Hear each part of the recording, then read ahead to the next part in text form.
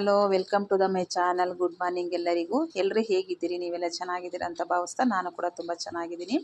ಇವತ್ತು ಮಾರ್ನಿಂಗ್ ಬ್ರೇಕ್ಫಾಸ್ಟ್ಗೆ ಒಂದು ಒಳ್ಳೆ ಗ್ರೇವಿ ಮಾಡೋದನ್ನ ತೋರಿಸ್ಕೊಡ್ತಾ ಇದ್ದೀನಿ. ನೋಡೋಣ ಬನ್ನಿ. ಇದು ತುಂಬ ಚೆನ್ನಾಗಿರುತ್ತೆ, ಟೇಸ್ಟಿಯಾಗಿ, ಬೇಗನೂ ಆಗುತ್ತೆ. ಇದು ರೊಟ್ಟಿ, ದೋಸೆ, ಚಪಾತಿ, ಪರೋಟ, ಅನ್ನ, ಮುದ್ದೆ ಯಾವುದ್ರ ಜೊತೆ ಬೇಕಾದರೂ ಇದನ್ನ ತಿನ್ಬೋದು. ಅಷ್ಟೊಂದು ಚೆನ್ನಾಗಿರುತ್ತೆ. ಲಂಚ್ ಬಾಕ್ಸ್ಗೆಲ್ಲನೂ ಸಹ ಕಳಿಸ್ಬೋದು. ತುಂಬ ಟೇಸ್ಟಿಯಾಗಿರುತ್ತೆ, ಬೇಗನೂ ಆಗುತ್ತೆ. ಇದನ್ನು ಮಾಡೋದು ಹೇಗೆ ಅಂತ ನೋಡೋಣ ಬನ್ನಿ. ಈಗ ನಿಮ್ಗೆ ಇಷ್ಟ ಆದರೆ ನೀವು ಕೂಡ ಮಾಡ್ಕೊಬೋದು. ಈಗ ನಾನು ಒಂದು ಅರ್ಧ ಕೆ ಜಿಯಷ್ಟು ಕ್ಯಾಪ್ಸಿಕಮ್ಮು, ಒಂದು ಅರ್ಧ ಕೆ ಜಿ ಹೀರೆಕಾಯಿನ ತೊಗೊಂಡಿದ್ದೀನಿ. ಕ್ಯಾಪ್ಸಿಕಮನ್ನು ಫಸ್ಟು ಅದನ್ನು ತೊಟ್ಟನ್ನು ತೆಗೆದು ಒಳಗಡೆ ಬೀಜ ತೆಗೆದುಬಿಟ್ಟು ಈ ಥರ ಚಿಕ್ಕದಾಗಿ ಹೆಚ್ಚಿ ತೊಳೆದು ಇಟ್ಕೊಂಡಿದ್ದೀನಿ. ನಂತರ ಹೀರೆಕಾಯಿನೂ ಅಷ್ಟೇ ಮೇಲ್ಗಡೆ ಎಲ್ಲ ನಾರಿನಂಶ ಇರುತ್ತಲ್ಲ ಅದನ್ನೆಲ್ಲ ಸ್ವಲ್ಪ ತೆಗೆದುಬಿಟ್ಟು ಚಿಕ್ಕದಾಗಿ ಹೆಚ್ಚಿ ತೊಳೆದು ಇದನ್ನು ಕೂಡ ಇಟ್ಕೊಂಡಿದ್ದೀನಿ. ಸಪ್ರೇಟ್ ಇಟ್ಕೊಂಡಿದ್ದೀನಿ. ಹೀರೆಕಾಯಿ ಬೇಗ ಬೇಯೋದಿಲ್ಲ, ಕ್ಯಾಪ್ಸಿಕಮ್ ಬೇಗ ಬೇಯುತ್ತೆ, ಹಾಗಾಗಿ ಸಪ್ರೇಟ್ ಇಟ್ಕೊಂಡಿದ್ದೀನಿ. ಫಸ್ಟ್ ಹೀರೆಕಾಯಿನ ಬೇಯಿಸ್ಕೊಂಡ ನಂತರ ಅದನ್ನು ಬೇಯಿಸ್ಕೊಳ್ಳೋಣ ಅಂತ. ಈಗ ಸ್ಟವ್ ಮೇಲೆ ಒಂದು ಬಾಣಲಿ ಇಟ್ಬಿಟ್ಟು ಒಂದು ಅರ್ಧ ಕಪ್ಪಷ್ಟು ಕಡಲೆ ಬೀಜ ಹಾಕ್ಕೊಂಡು ಹುರ್ಕೋತಾ ಇದ್ದೀನಿ. ಇದೊಂದು ಅರ್ಧ ಹುರಿದ ನಂತರ ಇದಕ್ಕೇ ಒಂದು ಅರ್ಧ ಸ್ಪೂನಷ್ಟು ಮೆಣಸು, ಒಂದು ಅರ್ಧ ಸ್ಪೂನು ಜೀರಿಗೆ, 2 ಸ್ಪೂನಷ್ಟು ಎಳ್ಳು, 1 ಇಂಚಷ್ಟು ಚಕ್ಕೆ, ಒಂದು 4 ಲವಂಗ ಹಾಕ್ಕೊಂಡು ಹುರ್ಕೊಂಡಿದ್ದೀನಿ. ಇದೆಲ್ಲ ಹುರಿದ ನಂತರ ಲಾಸ್ಟಿಗೆ ಸ್ಟವನ್ನು ಆಫ್ ಮಾಡಿ ಒಂದು ಸ್ವಲ್ಪ ಕಾಯಿ ತುರಿನ ಹಾಕ್ಕೊಂಡು ಬಿಸಿ ಮಾಡಿಕೊಂಡು ತಣ್ಣಗಾಗೋದಕ್ಕೆ ಬಿಟ್ಬಿಡಬೇಕು. ನಂತರ ಇಲ್ಲಿ ನಾನು ಒಂದು ಮಿಕ್ಸಿ ಜಾರಿಗೆ ಸುಲಿದಿರೋಂಥ ಬೆಳ್ಳುಳ್ಳಿ, ಇಲ್ಲಿ ಹುರ್ಕೊಂಡು ತಣ್ಣಗಾಗಿರೋಂಥ ಕಡಲೆ ಬೀಜ, ಎಳ್ಳು, ಕಾಯಿ, ಚಕ್ಕೆ, ಲವಂಗ ಇದನ್ನೆಲ್ಲನ ಸೇರಿಸ್ಕೊತಾ ಇದ್ದೀನಿ. ಸೇರಿಸ್ಕೊಂಡು ಇದಕ್ಕೆ ಸ್ವಲ್ಪ ನೀರನ್ನು ಹಾಕ್ಕೊಂಡು ನುಣ್ಣಗೆ ರುಬ್ಕೊಂಬರಬೇಕು ಪೇಸ್ಟಾಗಿ. ಅದನ್ನು ನುಣ್ಣಗೆ ರುಬ್ಕೊಂಬರೋಷ್ಟರಲ್ಲಿ ನಾನು ಸ್ಟವ್ ಮೇಲೆ ಬಾಣಲಿ ಇಟ್ಟು 1-2 ಸ್ಪೂನ್ ಎಣ್ಣೆ ಹಾಕಿ ಸ್ವಲ್ಪ ಸಾಸಿವೆ, ಸ್ವಲ್ಪ ಜೀರಿಗೆ ಹಾಕಿ ಅದು ಸಿಡಿದ ನಂತರ ಚಿಕ್ಕದಾಗಿ ಹೆಚ್ಚಿರೋಂಥ ಈರುಳ್ಳಿನೂ ಸಹ ಸೇರಿಸ್ಕೊತಾ ಇದ್ದೀನಿ. ಈರುಳ್ಳಿ ಒಂದು ಅರ್ಧ ಬಾಡಿದ ನಂತರ ಇದಕ್ಕೆ ನಾನು ಹೆಚ್ಚಿಟ್ಕೊಂಡಿರೋಂಥ ಹೀರೆಕಾಯಿನ ಸೇರಿಸ್ಕೊತಾ ಇದ್ದೀನಿ. ಫಸ್ಟು ಹೀರೆಕಾಯಿನ ಎಣ್ಣೆಯಲ್ಲಿ ಈ ಥರ ಬಾಡಿಸ್ಕೊಬೇಕು.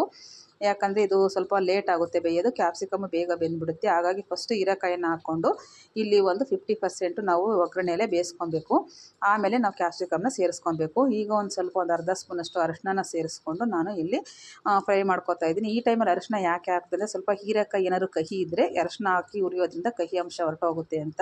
ಕೆಲವೊಂದು ಹೀರೆಕಾಯಿ ಕಹಿ ಬರುತ್ತೆ, ಹಾಗಾಗಿ ಈಗ ಹಾಕಿ ನಾನು ಈ ಥರ ಹುರ್ಕೋತಾ ಇದ್ದೀನಿ. ಕೈ ಬಿಡದೆ ಮಧ್ಯೆ ಈ ಥರ ಆಡಿಸ್ಕೊತಾ ಇರಬೇಕು. ಇದನ್ನು ಹೀರೆಕಾಯಿ ಕಟ್ ಮಾಡಿ ನೋಡಿದಾಗ ಕಟ್ ಆಗಬೇಕು, ಅಲ್ಲಿವರೆಗೂ ಇದನ್ನು ಚೆನ್ನಾಗಿ ಸ್ವಲ್ಪ ಹುರ್ಕೊಳ್ಳೋಣ. ಈಗ ಎಲ್ಲ ಒಂದು 50% ಬೆಂದಿದೆ ಹೀರೆಕಾಯಿ. ಈ ಟೈಮಲ್ಲಿ ನಾನು ಕ್ಯಾಪ್ಸಿಕಮನ್ನು ಸಹ ಸೇರಿಸ್ಕೊತಾ ಇದ್ದೀನಿ. ಕ್ಯಾಪ್ಸಿಕಮ್ ಅಂದರೆ ಬೇಗ ಬೆಂದೋಗ್ಬಿಡುತ್ತೆ ಒಂದು 10 ನಿಮಿಷದಲ್ಲಿ, ಹಾಗಾಗಿ ಇದನ್ನು ಸ್ವಲ್ಪ ಒಗ್ಗರಣೆಯಲ್ಲಿ ಹಾಗೆ ಬಾಡಿಸ್ಕೊತಾ ಇದ್ದೀನಿ. ಕ್ಯಾಪ್ಸಿಕಮನ್ನು ಬಾಡಿಸ್ಕೊಂಡು 1-2 ಸೆಕೆಂಡು ಇದಕ್ಕೆ ಖಾರದ ಪುಡಿಯನ್ನು ಸೇರಿಸ್ಕೊತಾ ಇದ್ದೀನಿ. ಆಮೇಲೆ ಒಂದು ಖಾರಕ್ಕೆ ಎಷ್ಟು ಬೇಕೋ ಅಷ್ಟು ನೋಡ್ಕೊಂಡು ಖಾರದ ಪುಡಿ ಸೇರಿಸ್ಕೊಳ್ಳಿ. ನಾನು 1-2 ಸ್ಪೂನ್ ಹಾಕ್ಕೊಂಡಿದ್ದೀನಿ. 1.5 ಸ್ಪೂನಷ್ಟು ಧನಿಯಾ ಪೌಡರನ್ನು ಸಹ ಸೇರಿಸ್ಕೊಂಡಿದ್ದೀನಿ ನಾನು. ಸೇರಿಸ್ಕೊಂಡು ರುಚಿಗೆ ತಕ್ಕಷ್ಟು ಉಪ್ಪನ್ನು ಹಾಕ್ಕೊಂಡು ಒಂದು ಸ್ವಲ್ಪ ನೀರನ್ನು ಹಾಕ್ಕೊಂಡು ಇದನ್ನು ಹಾಗೆ ಬಾಡಿಸ್ಕೊಬೇಕು. ಯಾಕಂದರೆ ಖಾರದ ಪುಡಿ ಮತ್ತು ಧನಿಯಾ ಪುಡಿ ಹಾಕಿದ್ರಿಂದ ತಳ ಹತ್ತುತ್ತೆ, ಇದು ಸೀದೋಗ್ಬಿಡುತ್ತೆ. ಹಾಗಾಗಿ ಒಂದು ಸ್ವಲ್ಪ ನೀರನ್ನು ಸೇರಿಸ್ಕೊಂಡು ಈ ಥರ ಬಾಡಿಸ್ಕೊಂಡ್ರೆ ಅದು ಚೆನ್ನಾಗಿ ಮಸಾಲೆ ಬೇಯುತ್ತೆ ಅದರಲ್ಲಿ.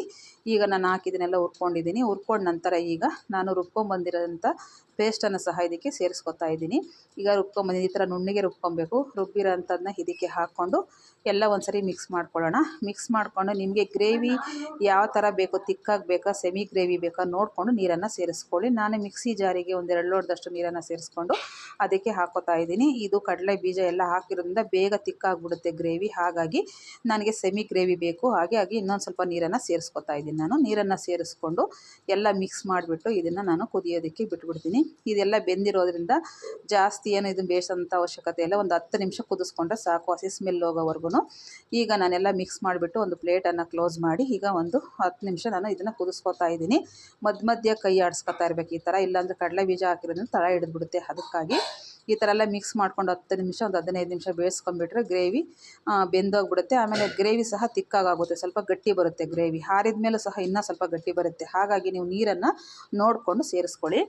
ಈಗೆಲ್ಲ ಕುದೀತಾ ಇದೆ. ಕುದ್ದಾದ ನಂತರ ಈಗ ಒಂದು ಸ್ವಲ್ಪ ಗ್ರೇವಿ ಎಲ್ಲ ತಿಕ್ಕಾಗಿದೆ ನೋಡಿ. ಈಗ ಇದು ಕರೆಕ್ಟಾಗಿ ಆಗಿದೆ, ಇವಾಗೆಲ್ಲ ಬೆಂದಿದೆ. ಈಗ ನಾನು ಸ್ಟವನ್ನು ಆಫ್ ಮಾಡ್ಕೊತಾ ಇದ್ದೀನಿ. ಆಫ್ ಮಾಡ್ಕೊಂಡೆಲ್ಲ ಮಿಕ್ಸ್ ಮಾಡ್ಕೊಂಡ್ಬಿಟ್ರೆ ಇಲ್ಲಿ ಗ್ರೇವಿ ರೆಡಿಯಾಗಿ ಹೋಗುತ್ತೆ. ಇದು ನೋಡಿ ಇಷ್ಟಿದೆ ಗ್ರೇವಿ. ಇದು ತಣ್ಣಗಾದ ನಂತರ ಇನ್ನೊಂದು ಸ್ವಲ್ಪ ಗಟ್ಟಿ ಆಗುತ್ತೆ. ಹಾಗಾಗಿ ಇವಾಗ ಚೆನ್ನಾಗಾಗಿದೆ. ಆಗಿರೋದ್ರಿಂದ ಇದನ್ನು ಸ್ಟವನ್ನು ಆಫ್ ಮಾಡಿ ಒಂದು ಸೈಡಿಗೆ ಎತ್ತಿಟ್ಕೊಂಡ್ಬಿಡೋಣ. ಇದಕ್ಕೊಂದು ಸ್ವಲ್ಪ ಕೊತ್ತಂಬರಿ ಸೊಪ್ಪನ್ನು ಸೇರಿಸ್ಕೊಳ್ಳೋಣ. ಕೊತ್ತಂಬರಿ ಸೊಪ್ಪು ಹಾಕಿರೋ ವೀಡಿಯೋ ಮಿಸ್ ಆಗಿದೆ, ಹಾಗಾಗಿ ಇಲ್ಲಿ ತೋರಿಸಿಲ್ಲ. ಹಾಕಿ ಇದನ್ನು ಒಂದು ಸೈಡಿಗೆ ಎತ್ತಿಟ್ಕೊಂಡ್ಬಿಟ್ರೆ ನಾನು ಇದಕ್ಕೆ ದೋಸೆನ ಮಾಡ್ಕೊತಾ ಇದ್ದೀನಿ. ದೋಸೆ ಮಾಡ್ಕೊತಾ ಇದ್ದೀನಿ ನಾನು. ಇವಾಗ ನಾನು ದೋಸೆನ ಹಾಕ್ಕೋತಾ ಇದ್ದೀನಿ. ದೋಸೆ ಜೊತೆಗೆ ಇದು ಚೆನ್ನಾಗಿರುತ್ತೆ. ಆಮೇಲೆ ರೊಟ್ಟಿ ಜೊತೆಗಂತೂ ಇನ್ನೂ ಚೆನ್ನಾಗಿರುತ್ತೆ. ನೋಡಿ ನಾನು ದೋಸೆ ಕ್ಯಾರೆಟು ಎಲ್ಲ ಕೊತ್ತಂಬರಿ ಸೊಪ್ಪು ಹಾಕಿ ದೋಸೆ ಮಾಡ್ಕೊಂಡಿದ್ದೀನಿ, ನೀರು ದೋಸೆ ಥರ. ಇದ್ರ ಜೊತೆ ನಾನು ಇವತ್ತು ಟಿಫನ್ಗೆ ರೆಡಿ ಮಾಡಿದ್ದೀನಿ. ನಿಮಗೆ ರೊಟ್ಟಿ ಬೇಕಾದರೆ ಚಪಾತಿ ಅಥವಾ ಪರೋಟ ಯಾರ ಜೊತೆ ಬೇಕಾದ್ರೂ ಮಾಡ್ಕೊಬೋದು, ನಿಮ್ಮ ಇಷ್ಟ. ನಾನು ದೋಸೆಗೆ ಮಾಡಿದ್ದೀನಿ ಇವತ್ತು. ಗ್ರೇವಿ ತುಂಬ ಚೆನ್ನಾಗಿತ್ತು, ತುಂಬ ಟೇಸ್ಟಿಯಾಗಿ ಇತ್ತು, ಬೇಗ ಕೂಡ ಆಗುತ್ತೆ. ನಿಮಗೇನಾದರೂ ಇಷ್ಟ ಆದರೆ ಈ ಥರ ಗ್ರೇವಿ ಒಂದು ಸತಿ ಮಾಡ್ಕೊಂಡು ನೋಡಿ. ಯಾವಾಗಲೂ ಒಂದೇ ಥರ ಮಾಡೋದಕ್ಕಿಂತಲೂ ಬೇರೆ ಬೇರೆ ಥರ ಮಾಡ್ತಾಯಿದ್ರೆ ತುಂಬ ಚೆನ್ನಾಗಿರುತ್ತೆ ಅಲ್ವ. ಹೊಸ ಹೊಸ ಟೇಸ್ಟನ್ನು ಟೇಸ್ಟ್ ಮಾಡ್ದಂಗೆ ಆಗುತ್ತೆ. ಎಲ್ಲರೂ ಇಷ್ಟಪಟ್ಟು ಕೂಡ ತಿಂತಾರೆ. ಹಾಗಾಗಿ ನಾನು ಯಾವುದೇ ತರಕಾರಿ ತಂದ್ರೂ ಬೇರೆ ಬೇರೆ ಥರ ನಾನು ಟ್ರೈ ಮಾಡ್ತಾನೆ ಇರ್ತೀನಿ. ಈ ಕ್ಯಾಪ್ಸಿಕಮ್ಮು ಹೀರೆಕಾಯಲ್ಲೂ ಸಹ ನಾನು ಇನ್ನೂ ಒಂದು 3-4 ಥರ ಪಲ್ಯಗಳನ್ನು ಮಾಡ್ತೀನಿ. ಆದರೆ ಈ ಥರ ಮಸಾಲೆ ಪಲ್ಯನ ಒಂದು ಸತಿ ಮಾಡಿ ತೋರಿಸಿದ್ದೀನಿ. ಯಾಕಂದರೆ ಎಲ್ಲ ಥರದ್ದು ಎಲ್ಲರಿಗೂ ಇಷ್ಟ ಆಗಲ್ವಲ್ಲ, ಒಬ್ಬೊಬ್ರಿಗೆ ಒಂದೊಂದು ಥರ ಇಷ್ಟ ಆಗುತ್ತೆ. ಅದಕ್ಕಾಗಿ ಮಾಡಿ ತೋರಿಸಿದ್ದೀನಿ, ನೀವು ಸಹ ಟ್ರೈ ಮಾಡಿ.